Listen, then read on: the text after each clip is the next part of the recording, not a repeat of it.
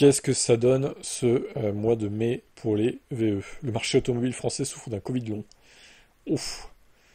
Oh, c'était osé ça.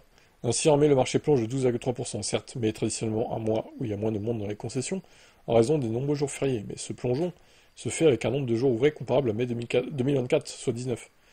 Depuis janvier, les immatriculations sont en recul de 8,2% en France. Les électriques n'échappent pas à ce marasme. Leurs ventes ont reculé de 18,7%, soit 19 414 voitures. Leur part de marché n'était que de 15,7%. Un plongeon qui s'explique en bonne partie par la dégringolade de Tesla, dont les ventes ont reculé de 67% en mai. La marque est en phase de lancement du modèle Y restylé. Ouais, bah il serait temps, hein. Depuis le temps qu'il doit être lancé, ce truc-là. En masse, outre l'impact des agissements d'Elon Musk, le modèle Y souffre de l'absence pour l'instant de bonus sur cette variante Juniper. En un an, le SUV passe ainsi de 1420 à 414 immatriculations. Oh le bide. 1000 de moins quoi. Mais la modèle 3 est aussi boudée. 298 immatriculations contre 763 en mai 2024. Oh. Ah, par contre là, désolé, mais la modèle 3, il n'y a pas d'excuse en fait, hein. Vous allez pas me dire qu'il y a l'excuse du restylage qu'on attend quoi. Enfin là, je veux dire, elle marche plus en fait. Là, c'est un bide. La modèle 3, c'est terrible, hein. Ce sont toutefois les nouvelles citadines françaises qui sont en tête des ventes.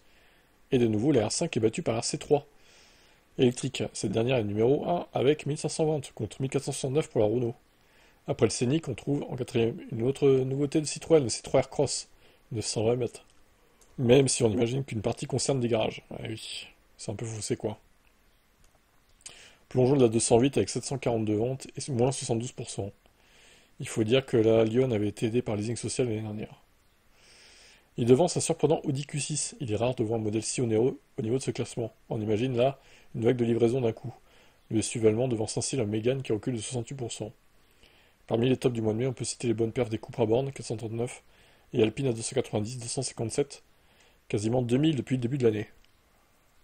Fiat 500, moins 80%, Opel Corsa, moins 89, avec respectivement 270 et 144 livraisons. On a le top 10 donc, qui est là. Et aucune coréenne. Encore une fois. Tib, tes voitures sont nulles, personne n'en veut. Bah au moins, il n'y a pas beaucoup de Niro en circulation, hein, j'ai envie de dire, hein. C'est bien comme ça. On se sent un peu unique. J'en ai déjà croisé un des Niro quand même.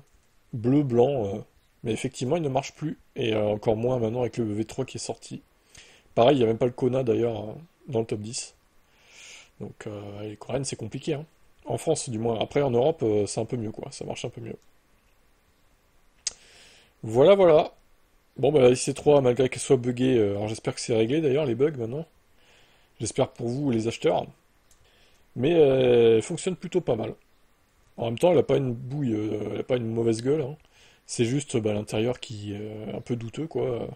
Avec, on va dire, la partie électrique et infodivertissement qui est un peu éclataxe, il faut le dire.